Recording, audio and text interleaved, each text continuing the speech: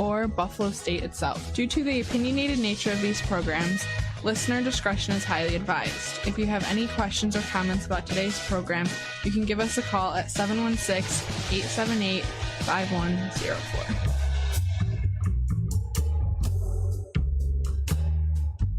To join Mr. Hare on today's Living for the People, dial 878-5104. That's 716-878-5104. Or go to facebook.com/91.3 WBNY and comment there. That's facebook.com/91.3 WBNY. Courtesy. All right, welcome to Living for the People. This is L. Nathan here, your host. Welcome you to our broadcast, focused on providing you insight into events shaping our national and regional world and the facts behind those events and policies that are shaping our world for today and for tomorrow. Join us weekly on Mondays, Wednesdays, and Fridays from 9 a.m. to 10 a.m. following Amy Goodman's Democracy Now! Program. And of course, our program is live, so you can call in, you can join our discussion.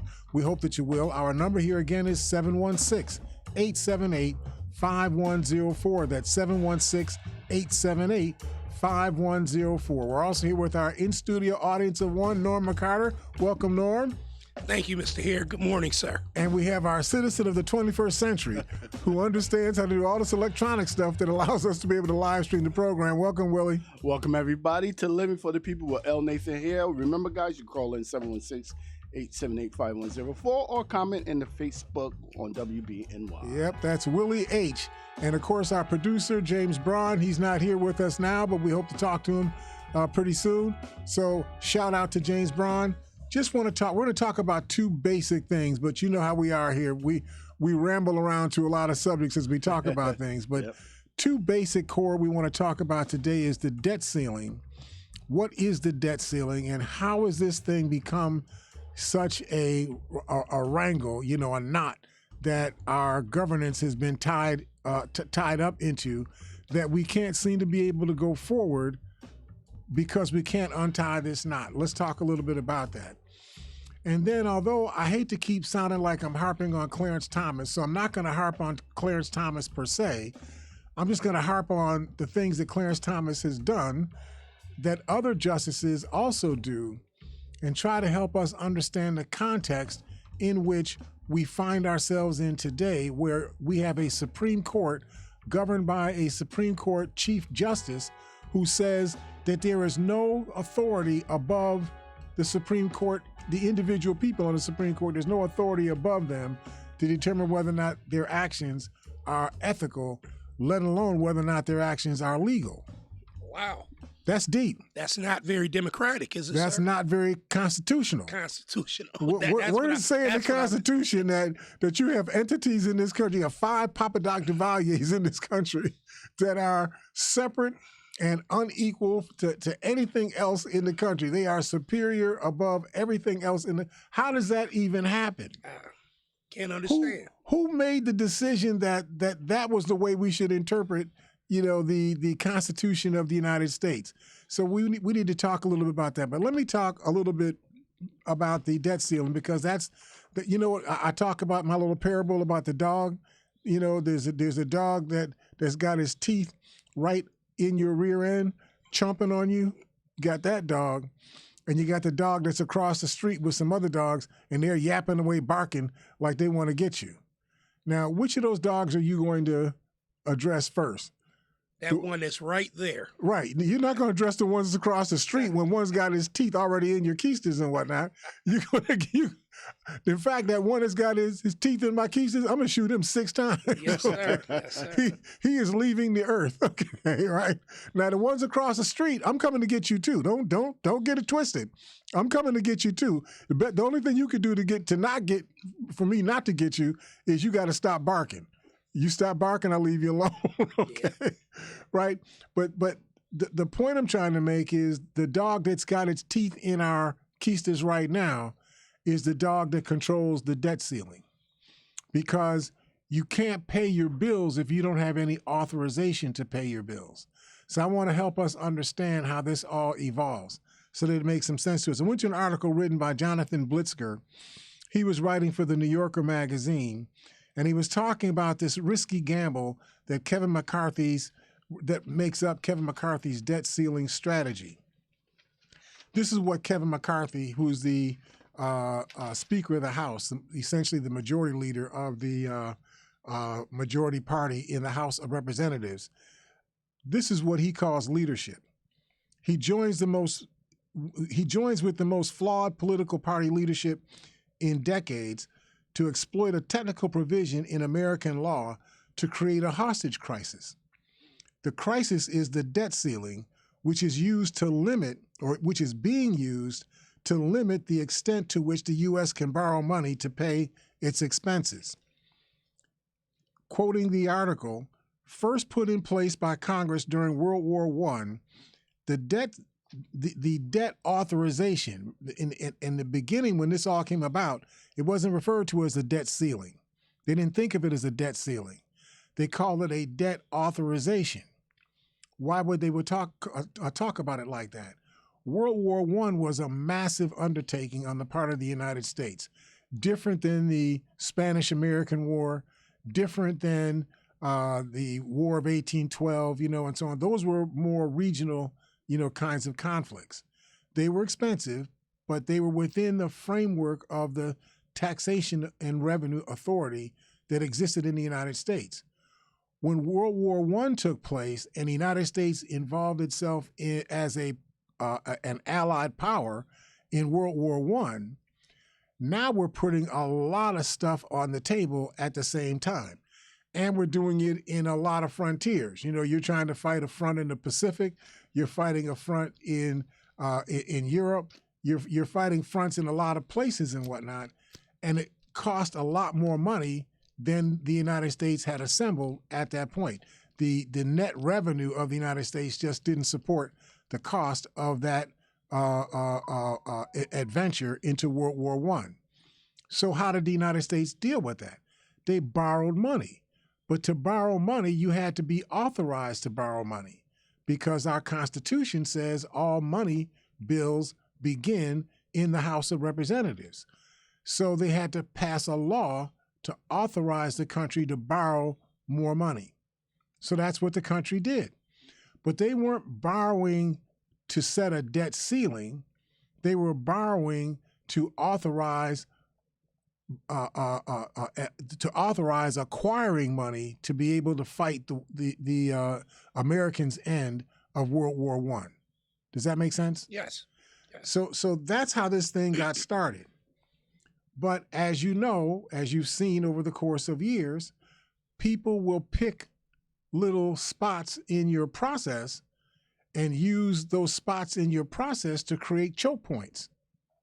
So if in order for you to be able to expend more money than you have to borrow more money, the previous authorization that you had only said you could borrow X amount of dollars. But if now you need to borrow X amount of dollars plus one, you need a new authorization that says you can borrow X amount of dollars plus one. That means you got to go back to the Congress. They got to vote for it. Then you got to go back to the Senate. They got to vote for it. Then it's got to go to the president, and the president has to sign it. If you don't get those things done, you can't create the authorization. Go ahead. I just want to ask a quick question. When you borrow from the debt ceiling, are you borrowing from future monies that will be that the people will be taxed for? All borrowing is borrowing from future money. Future, okay. Right. So all borrowing is a threat to your resource base, because if you borrow more money than you make or that you earn, you end up with debt.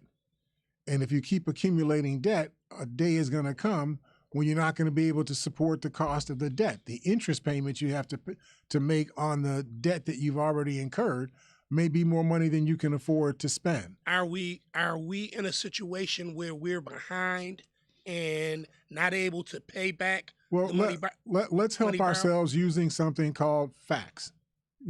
I know facts are a troublesome thing and whatnot, right? But just for kicks, let's just use facts. Okay. We have a debt right now of $34.1 trillion. 34.1 trillion. Did you hear Willie's mouth? Woo. His mouth couldn't even say it. He was trying to open his mouth to say 34.1, and his mouth wouldn't open up. Like somebody had sewed his mouth up and said no. That's true. It was hard to say. And that happens to me too. I mean, I stumble trying to even say, those kinds of numbers. Wow. But think about it that way. If the interest rate were 10%, that would mean that you'd be spending $3.4 trillion not to borrow something, to buy something. This is just to pay the interest rate on what you already borrowed. And that was hard to say too. Wow. Real hard. Okay? Trillion. I want to put that in context then, right? So let's say inflation runs at 5%. I think it's about 6% year over year right now. Let's say it's 5%. Okay. So instead of that note being $3.1 trillion, that would be $1.7 trillion in interest that we owe right now. Right now, today, we owe, just not paying off any of the debt, just paying for the use of the money. We owe $1.7 plus trillion. Wow. Okay? Yeah. Now, the budget for the United States for fiscal year 2022, the year that ends, the year that ends September 30th of this year, is actually fiscal year 2023. The budget for that year is $5.8 trillion. Now, we're talking about interest alone, not the cost of paying for health and human services, housing and urban development, the Department of Education, defense, all those things that we buy to operate our government, our system of government. Not for any of that cost, just the cost of borrowing the money, the interest rate, the use rate for the money that we borrowed, $1.7 trillion, is a part of our $5.8 trillion budget. So that means roughly 40% of our budget is just interest payments on money that we already borrowed. That's the position that we're in right now. Now, I say that because I don't want to give the impression that the Republicans don't have an argument about debt. We have a problem with debt. The issue that you asked about before, where does that money come from that you're borrowing for the paying for the debt ceiling? You're always, anytime you borrow money, you're borrowing money from the future to pay for an expense that you're incurring right now. Okay. If you were paying for an expense from revenue that you already had, you wouldn't borrow, right? So you only borrow because you need more money than you've assembled.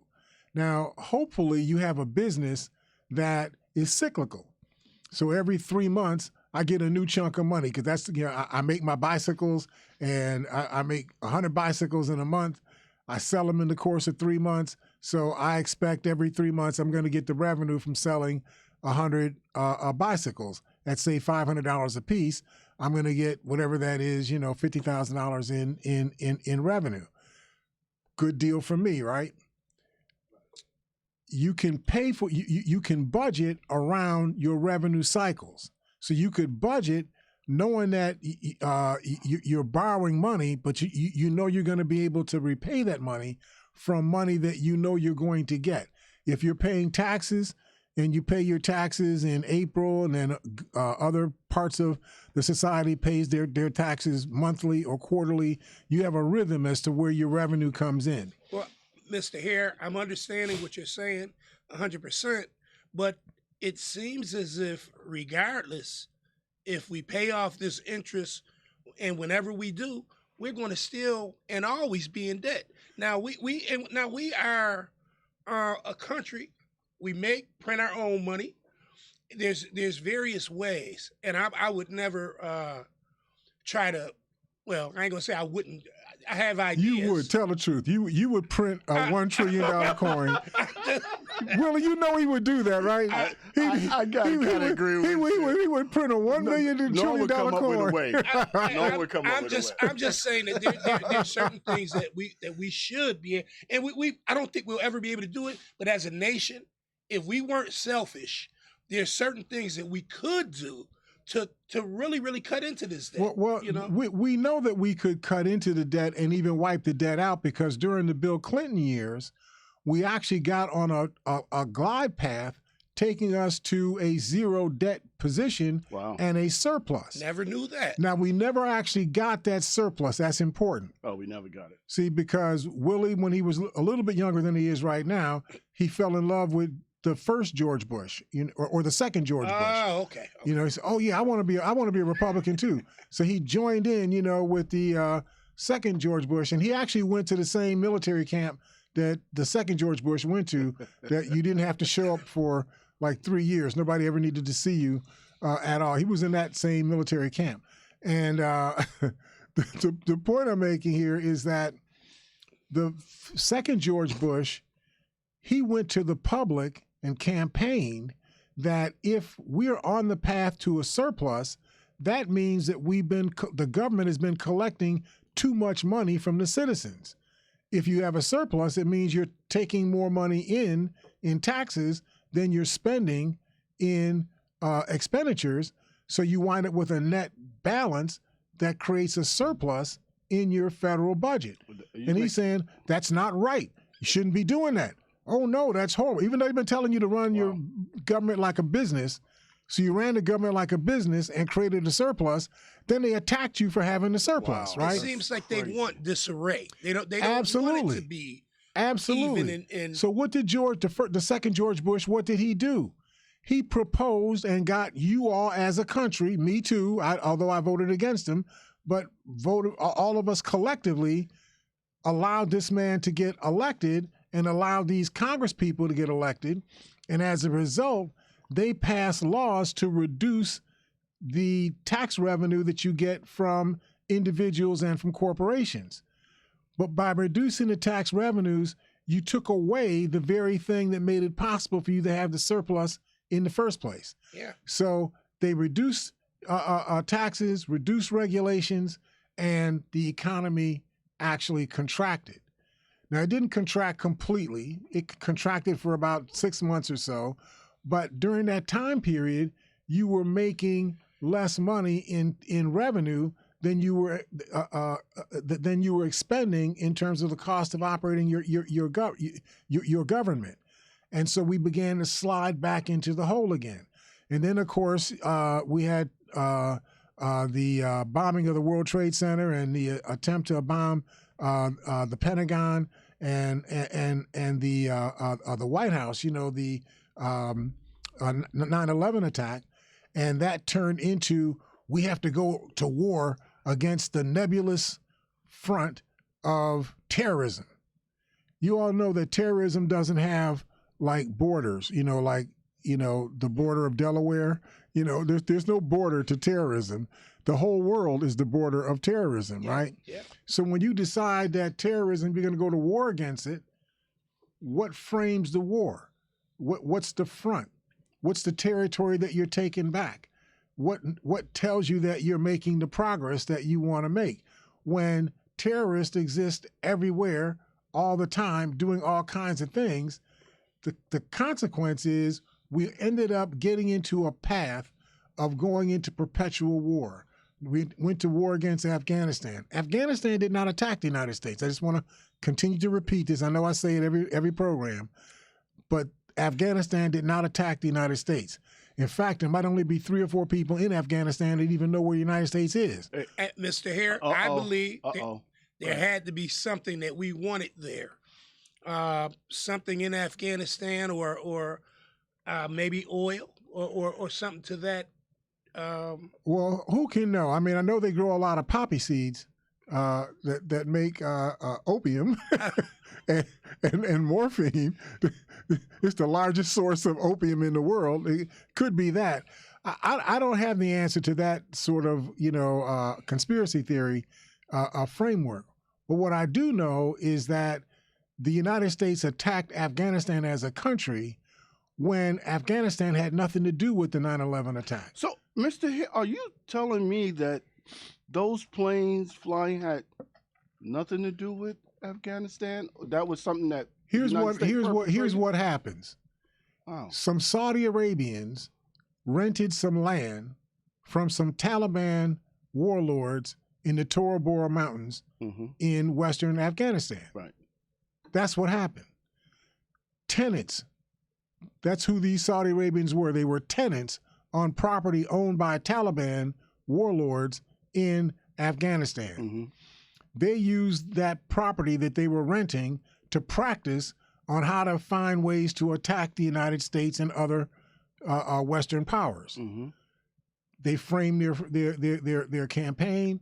They sent people to the United States for 2 or 3 years to learn how to fly our planes. Okay.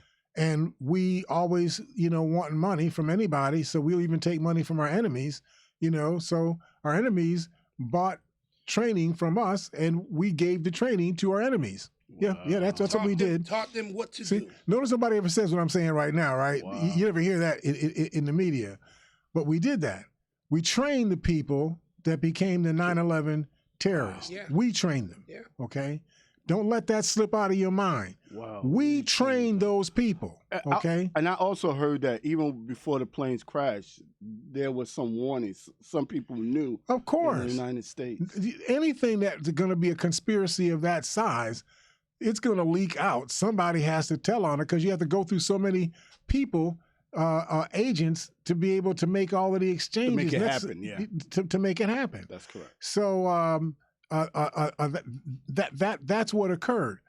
So these tenants of on land that's owned by Taliban warlords, these tenants planned and carried out this attack on the United States.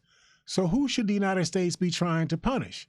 Should we be trying to punish Afghanistan because their citizens rented some land to some Saudi Arabians? Should you punish Afghanistan as a country for that? Or should you punish the Saudi Arabians who mounted this attack? Well, can we get them the benefit of the doubt that they may not know that was an isolated group? Is that possible? Americans didn't know that was an isolated Americans group. knew that it was not Afghanistan that attacked them. Gotcha. Their own reports said it was not Afghanistan that attacked them. So they just used this, or maybe even perpetrated this so they can go into Afghanistan. They saw an opportunity for them to do a number of things. Yeah. Number one, when you go back on war footing, remember that we left Vietnam, we tried to get out of doing these, constant wars and whatnot. We were supposedly in a peacetime, a time period. But of course, when you're in peacetime, you're not selling bullets. You're not selling tanks. Gotcha. You're not selling airplanes. You're not selling missiles. You're not making money. Your military industrial complex is idle. It's just like the drug trade. And keep in mind, I want you to put this in context. If you look what's happening in Ukraine. When Ukraine got attacked, what is Ukraine missing right now?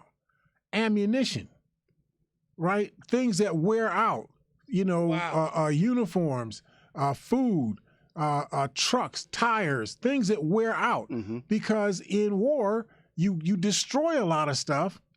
If you don't have a system to replace what you destroy, you have to borrow that from somebody else. With that said, I guess we make all of that stuff. We make everything. Yeah. Okay? It's what we do. This country lives on war. Mr. Hare, well, I was going to go back to this point, but I mean, the whole history of the United States is about, I believe, about war and about us taking whatever we've ever wanted. Keep in mind, no matter how dumb we behave as a country, we are not stupid, okay? People figured out that if I need a $5 trillion military industrial complex that can make drugs and chemicals and bombs and bullets and uniforms and tanks and tires and all that, if I need all of that to be able to mount wars in all these different places that are mounting these wars, what happens if I stop fighting the wars? I don't need all of that apparatus. Right. So what happens to those people? They get idle. Where do they go? The unemployment lines. What do you think is going to happen if you idle all these people? They go on the unemployment lines, and then a day comes when you actually do need that military capability. There's nobody left to go fight the war because they're all in the unemployment lines. So what the United States does, and I'm going to say this is going to sound horribly cynical. So I understand there's balance in what I'm saying. But it seems to me that the United States has pursued a policy of being in a semi-war status all the time. Yeah. Always being in semi-war. Always ready. So they do say preparation is the key to success. And find reasons to use up some of your ordnance, Yeah. Man, we got a lot of mortars over here that we don't need on. Well, let's go bomb somebody and get rid of these mortars, right? It's that kind of a thing. My thought process is, if it were me, if I was running the country, I would build into the country's matrix the ability to manufacture and keep inventory of tanks, planes, wheels, food in cans, everything that I would need to fight war. I would keep that in a state of readiness all the time. Even if I'm not fighting the wars, I would still keep this apparatus in place all the time. I would not privatize it. Another one of your George Bush, sort of innovations. Let's privatize, right? And the private sector can do it much more efficiently than the public sector will. Yeah. But that's not true. The private sector would say, well, if we don't have any war going on, why am I incurring all of this cost? So I'm going to shut down my cost until we have a reason, to make this product again. Well, that's how we wind up in a situation that we've been in the past, not being ready to fight when it's time to fight. My position is you should always be ready to fight all the time. Yeah. You should have 3 million or so people in your armed services that are already being trained in position to fight all the time. And if people say, well, that's spending money for something that we're not doing, no, you're spending money for having the ability to do something whenever it needs to be done. That's what you're spending the money on. When it's You have to necessary. be committed to doing that, but we're not. We're doing insane kinds of management of our society. So I help us to understand that, because the debt ceiling so-called crisis is a fake crisis. Ooh, This is something that that's a fake. people are constructing. Here's what I mean by that. The original bill that creates the debt crisis or the debt ceiling in the first place was not a bill to say you can only borrow X amount of dollars. It was a bill to say we need X amount of dollars to pay for the cost that we're incurring right now. We need authorization to borrow that money. It was an authorization to borrow. It was not a limitation on how much money you could borrow. But people have been using this legislation to pretend as if it limited how much money you could borrow. Nothing stops you from being able to borrow more money, other than the fact that we've allowed this to be governed by law, by Congress. Well, when you look at it, just like you're saying, nothing could stop you because we're actually borrowing the money from ourselves. In the first place. I mean, yeah. Right. So, yeah. See, so it's important for us to understand this is a hoax. Now, I wanted to help us understand. I'm going to hit this real quickly because I really wanted to get into the Supreme Court stuff before we go. But in terms of the cost, Kevin McCarthy is pretending to people that, we voted to raise the debt ceiling. He doesn't tell you we voted to raise the debt ceiling, but at the price of, here's the price: shutting down 125 air traffic control towers, restricting the government's budget for fiscal year 2024 to expend no more than the amount of money that we spent in 2022. So we have to hold the budget for 2024 to the level of the budget in 2022, which means roughly a 6 to 8% decrease in the overall cost of your budget, because inflation ate up the rest of that money. I know we got the music coming on. I just want to hit these few things. Slashing nutrition services for 1 million senior citizens. out of a total of 4 million that we serve. 25% of those seniors would not get served. Eliminating affordable housing assistance for 1.1 million families. Wow. Impact 6.6 million students who rely on Pell Grants to be able to pay for their college. Wow. They won't get that money anymore. Eliminate services to 1.2 million women, infants, and children who receive nutrition assistance from the Women and Children's Women, Infant, and Children's Program, the WIC program that all of us grew up on. That would be wiped out. 200,000 children would lose access to their Head Start services. 100,000 children would lose access to child care. They would the student loan relief program, the $20,000 loan relief program that Biden got done for students, that would wipe that out. The $80 billion is supposed to pay for the rebuilding of the Internal Revenue Service so that you got people answering the phones, and so on. Right now you call the Internal Revenue Service and it's potluck as to whether or not anybody bothers to answer the phone, right? Yeah. Well, they didn't answer the phone because there weren't enough people to answer the phones, because the Republicans have been paring down, whittling down the Internal Revenue Service because the Republicans don't believe in taxes.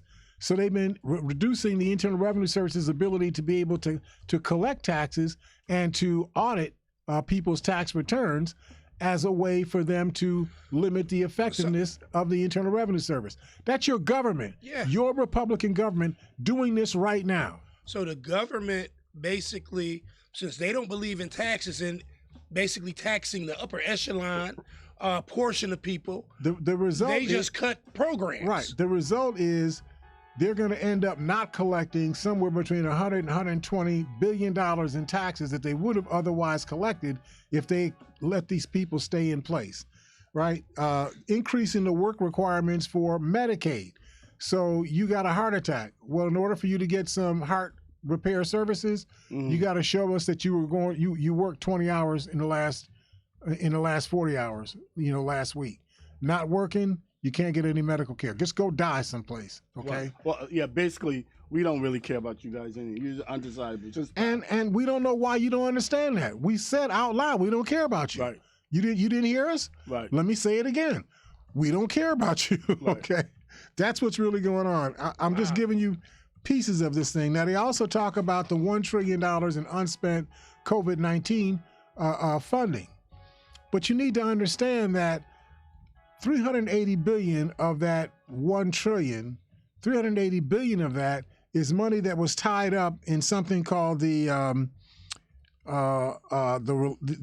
Response and Relief Act that wasn't actually enacted until 10 weeks ago. Oh, so they already had that money. The money was allocated. Oh, wow. In the 2021 budget cycle. The money was allocated then, but the money was not spent because you had to create authorizing legislation to structure how to spend the money. It took them until just 10 weeks ago to get that authorizing legislation passed out of Congress.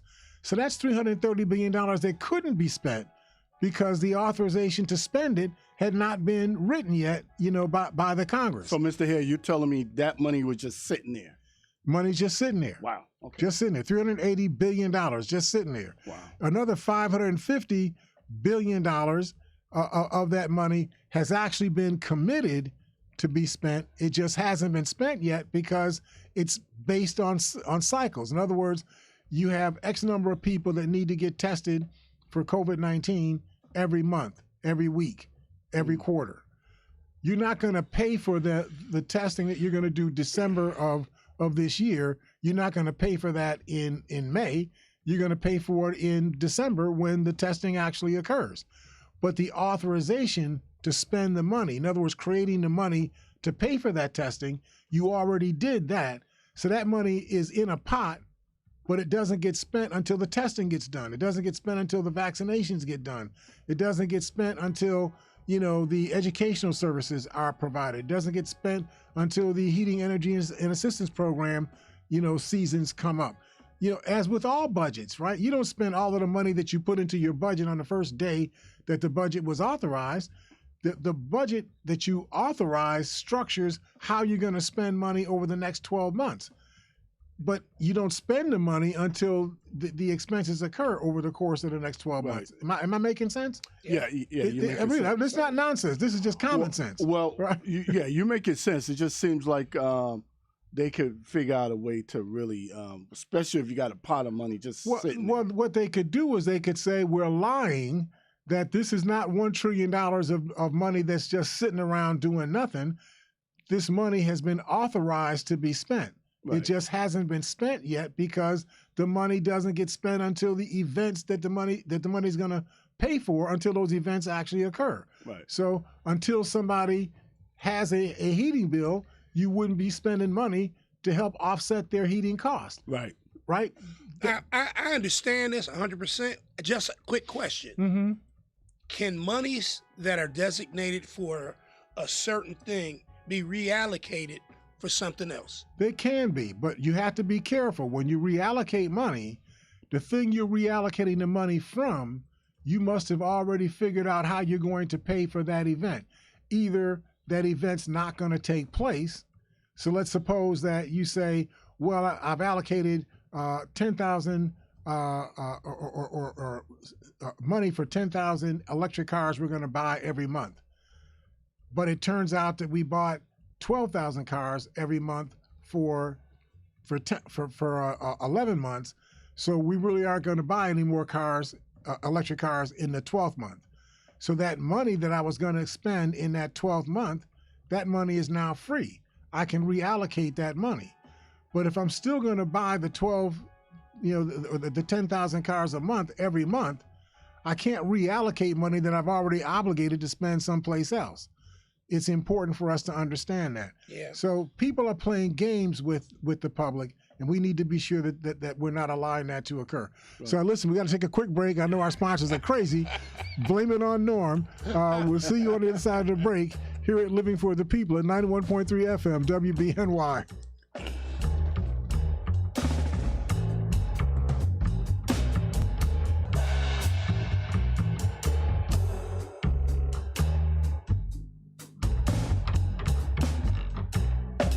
91.3 FM WBNY is proud to present Democracy Now! With Amy Goodman. Welcome to Democracy Now! Award-winning investigative journalism. Is the NRA imploding? Providing relevant analysis that makes you think. Secret State Department documents, including evidence of U.S. war crimes. Fact-finding reports you will not hear elsewhere. Democracy Now! Airs Monday through Friday, 8 a.m. on 91.3 FM WBNY Buffalo. Medicaid y CHIP ofrecen cobertura médica gratuita o a bajo costo para niños y adolescentes. Las visitas al hospital. They are our love bugs and companions. They are our pets, our family, and they make life better. When we face unexpected challenges, so do our pets. That's why we're on a mission to support people and their pets. Whether donating a bag of kibble, sharing an Instagram post of a lost cat, or welcoming a foster pet into your home, every bit of kindness counts. Visit petsandpeopletogether.org to learn how to be a helper in your community. Brought to you by Maddie's Fund, the Humane Society of the United States, and the Ad Council. Ready for radio that's challenging, innovative, and encouraging? Tune in, Living for the People. This is L. Nathan Hare. Join me right here, 91.3 FM WBNY. Mondays, Wednesdays, and Fridays at 9 a.m. after Amy Goodman's Democracy Now! We'll provide objective analysis regarding current issues. Call 878-5104. It's Living for the People on 91.3 FM WBNY.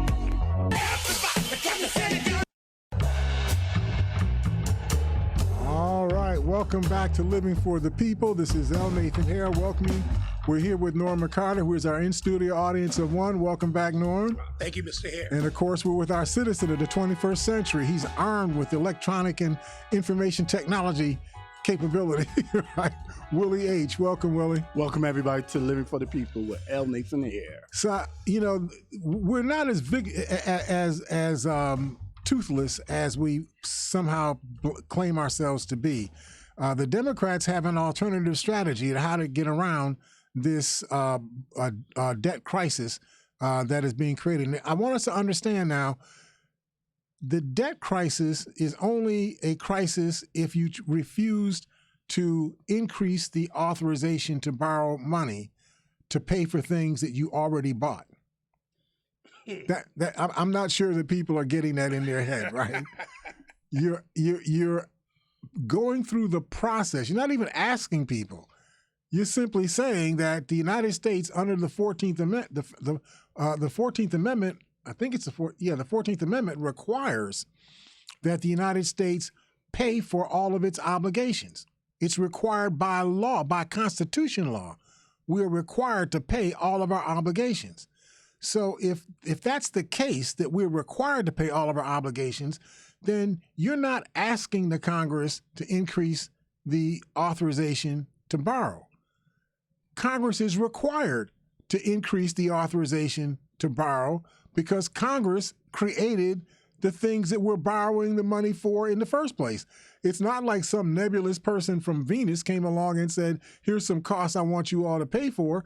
This Congress voted for the expenditures that we now have to pay for by increased borrowing because we don't have enough revenue right now in hand to pay for those expenditures. Hey, Mr. Hare, the debt that you say, the $1 trillion, $34 trillion, right? That's not all that we owe to China. That's no, that $1 trillion is not debt. That $1 trillion is authorization. Okay. So we authorized $4.1 trillion in help for the country to get through this pandemic, and all of the consequences of this pandemic. Right. Of that $4.1 trillion, $1 trillion of it has not been spent. Okay. But it hasn't been spent not because we're not going to expend the money. It's because the events that the money is supposed to be used to pay for, those events haven't occurred yet. Right. What I mean by events is, if every time you test somebody, you create a cost to pay for that test. Right. That cost is charged to that $1 trillion. I got you. Right, and so on. So those are the events. Gotcha. So let me just state and be clear. We're still going through this pandemic right now. A lot of people don't. Everybody's taking masks off and everything. But I mean, See, you can take the mask off because now you have vaccinations. Yeah. You have treatment programs. Mm-hmm. You have the ability to deal with something with 2 years ago, you didn't know how to deal with it. Yeah. So you were victimized by it. But now you're not victimized by it anymore. You have vaccinations to prevent and to treat. Quick question. With the new strains of COVID and different things and the way that they recreate themselves, will there be more and new money allotted as as we go forward? Well, part of this $1 trillion is money that's set aside to help do the research so that you're keeping up with the various strains of COVID-19, or coronavirus, the various strains that are evolving in the world. Mm-hmm. You have to keep up with those things because the vaccination that you have today may not work on a strain that comes up tomorrow. Exactly. So you have to have money to pay for the research so that you can continue to refine your vaccination and treatment strategies. So if you take that money away, which is what Kevin McCarthy and his cohorts want to do, if you take that money away and don't spend the money for that, that means that you won't have any research to use to figure out how to combat different strains of the virus. It means that people aren't going to get tested. It means that people are not going to get vaccinated. So with that being said, and in Congress, I know that there are a bunch of smart people. How could they not? I wouldn't bet on that. Well, I mean, they should be because they're making our laws. But what I'm saying is, if they know that different events, different things are going to come up, how could they try to take these monies away? I mean, it just doesn't because this is what they do. This is what they do. And because when they're talking to the public, they only give one-sided context to the conversation. So people think that we're spending money that we don't have to spend, when in reality, this is money that if you don't spend it this way, you end up having to spend this money another way. Right. Remember, just 2 years ago, we were putting pipes in people's necks. Did you all forget that? They were putting pipes in people's necks so that people could breathe. That's the way they were treating COVID-19. Right. Okay? How many people do you see with pipes in their necks today? Hardly any, because spending this money allowed us to be able to construct better treatment plans, better preventive service plans, better health maintenance plans, so that fewer people got that level of sickness. Right. And even of those that got that level of sickness, fewer of them needed that extraordinary kind of medical intervention. And also, Mr. Hare, you said pipes in people's neck. Everybody didn't need that. That was just a way of them making more money.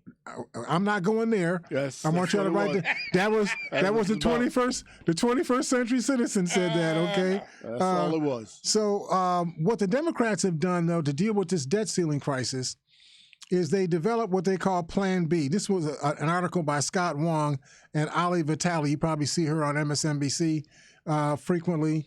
The Democrats propped legislation that would allow them to get around Speaker McCarthy on the debt ceiling, but only if they got some Republican support. The House Democrats pressed forward to raise the federal borrowing limit without any strings attached, as the Treasury Department warned that the nation was nearing inching closer to the first debt default in the history of this country.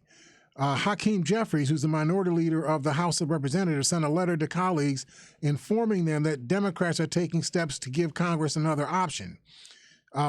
Massachusetts Representative Jim McGovern, who is a top Democrat on the influential Rules Committee, has filed a special rule that would allow a clean bipartisan debt ceiling bill to be brought to the floor without the support of Speaker Kevin McCarthy and his leadership team.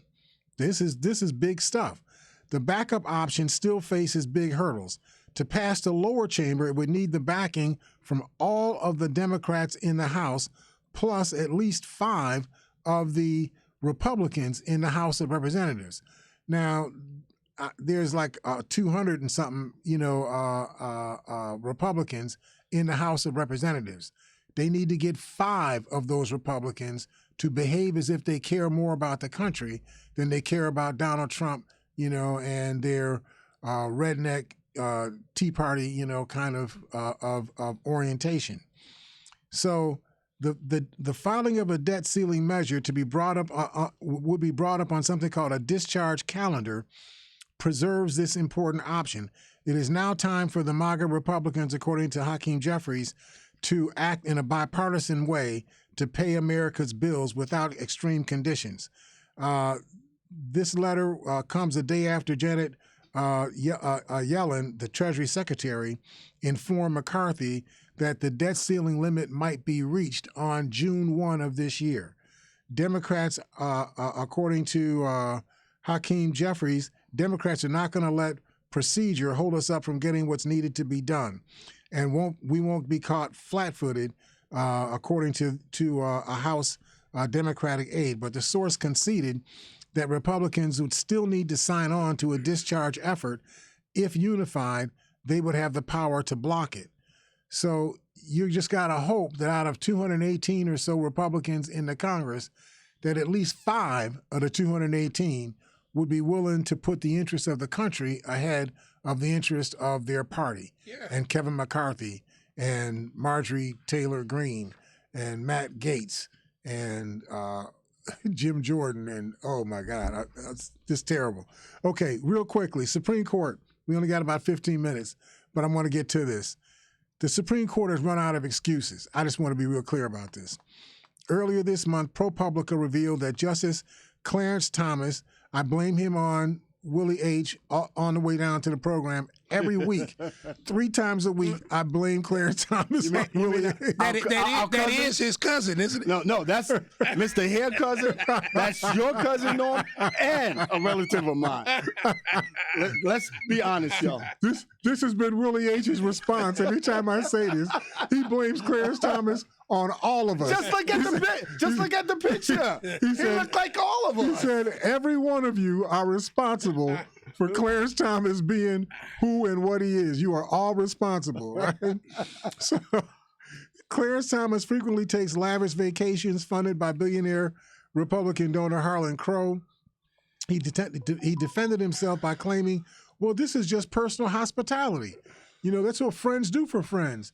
They pay $6,000 a month for their friends' tuition to go to private schools. Your friends don't do that for you? Don't your friends give you a $19,000 Bible? You don't have a $19,000 Bible on your mantle in your house, right?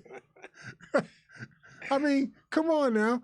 We're on vacation. We just went to every luxury spot, you know, in the Mediterranean for $500,000 or $600,000. But you know, that's just one trip.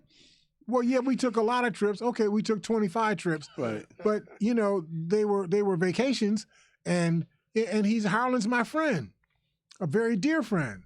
I said this to you all when this thing first came up 5 or 6 weeks ago. I told you that Harlan Crow didn't even know Clarence Thomas until Clarence Thomas had been a Supreme Court justice for 5 or 6 years. He became a Supreme Court justice, I believe in 1991. He meets Harlan Crow in 1996. Suddenly they become such dear friends that they're trading $19,000 Bibles, you know, between each other and whatnot, right? So obviously Harlan Crow saw an opportunity for him to be able to essentially buy a relationship, you know, with the Supreme Court justice that he could trade on for other stuff that Harlan Crow was interested in for his businesses. What the significance of that Bible was.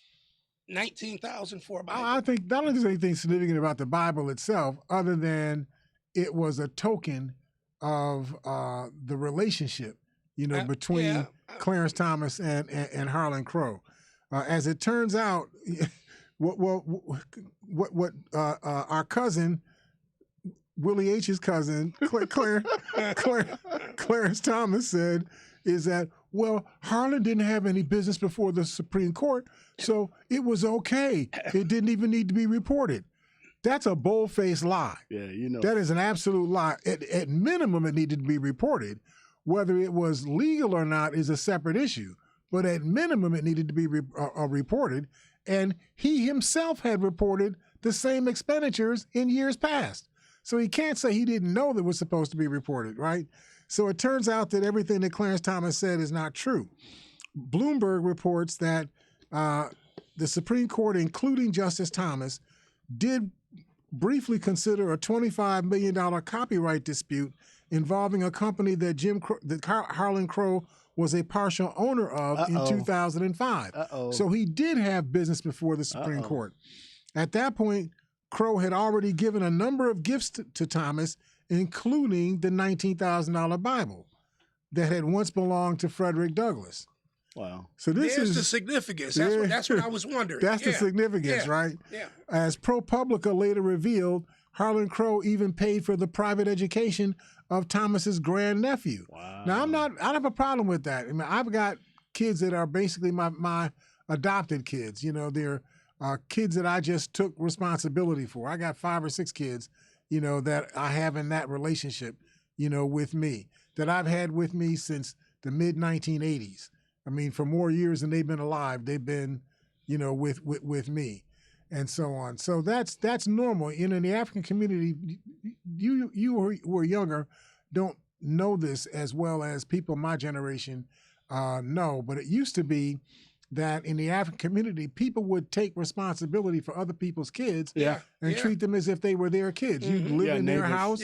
They'd buy your clothes. When I buy clothes for my kids, I buy clothes for this kid. You were just my kid. Come in and eat dinner. Because sometimes people just didn't have enough resources to be able to take care of their kids.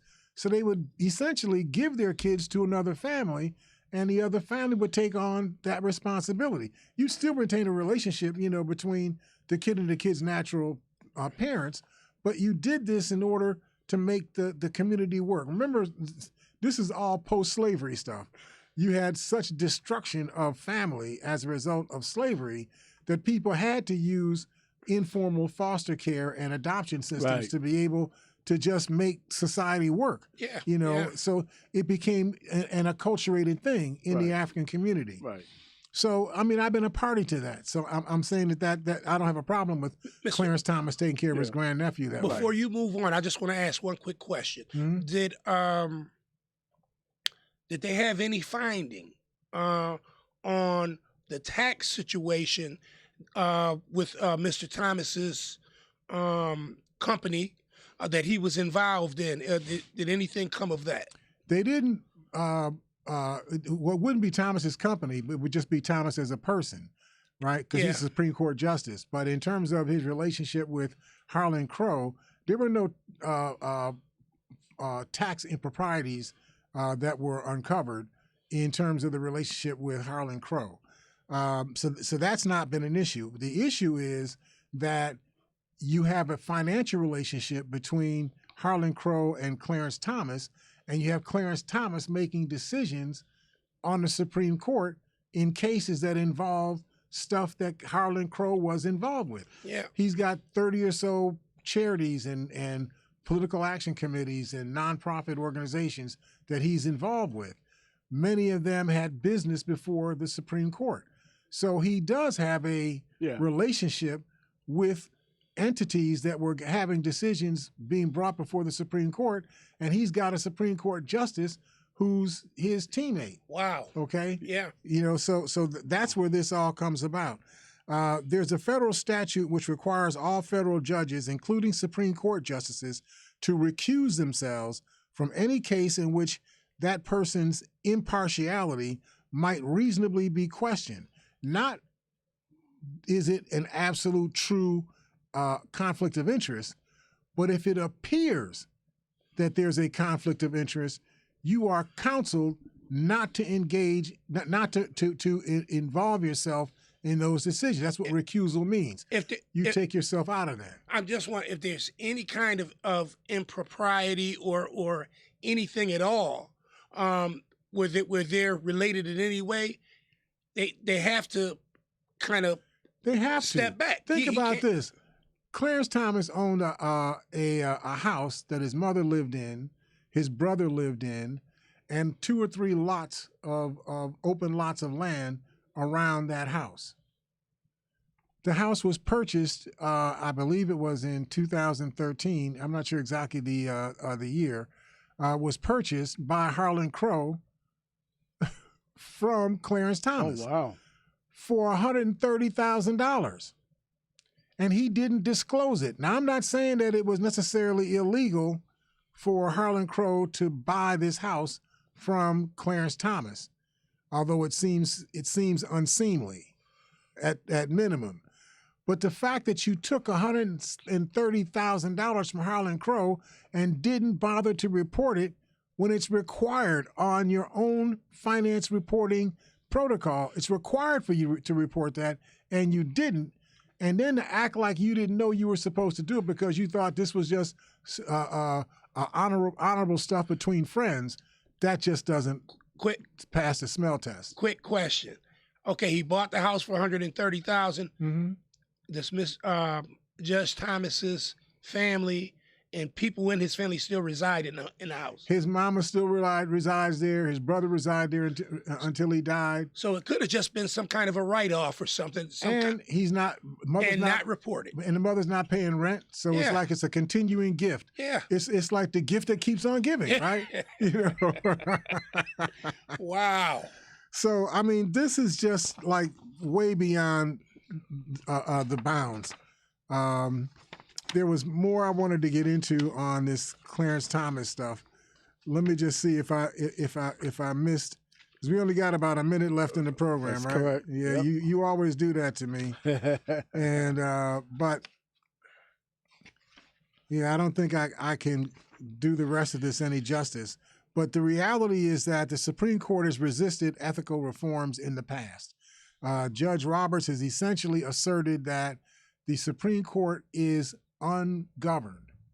In other words, there's no entity above the Supreme Court who could review Supreme Court decisions, because if that were the case, then whoever was doing the review would be the Supreme Court. We're already the Supreme Court. There can't be any court higher than us. Just like I was asking in the beginning of the program, it's so unconstitutional because every form of in the government has somebody that's over them, so that what's that everybody called? Except the Supreme Court. So nobody can. Everybody else has balance. Checks and balances. That's right? what I was looking for. Everybody else has that except the Supreme Court. So They can do whatever they want to do. It's checks and balances. Is they look in their left pocket, yeah, my money's still there. They look in their right pocket, yep, my money's still there. Yep, checks and balances. Money's still there, right? Oh my gosh. And it's not just Clarence Thomas. I mean, John Roberts has issues, Gorsuch has issues. It's just that Thomas's issues are so extreme and so frequent that it's just beyond comprehension that this could go on for 33 years. This has been going on, and nobody's done anything about it. So it's that has to be addressed, as a nation. But it's important for us to understand this all happens because you keep voting for these people. You vote for the people that appoint these people. It's Willie's cousin.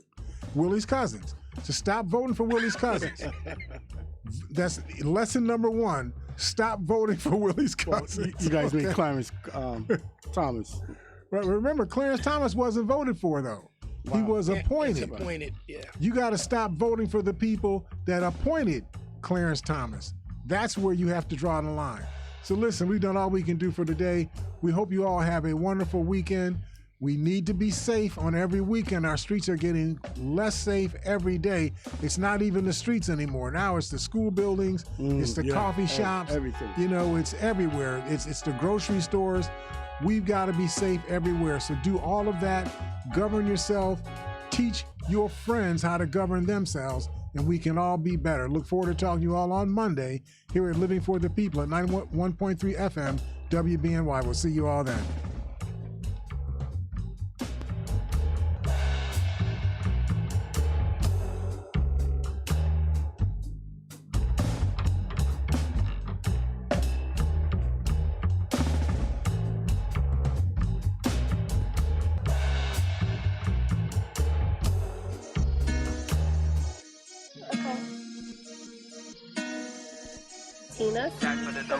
Latinas make history every day. Okay. Can you read it for me? Well, how do you say this one? Latinas make history every day. Okay.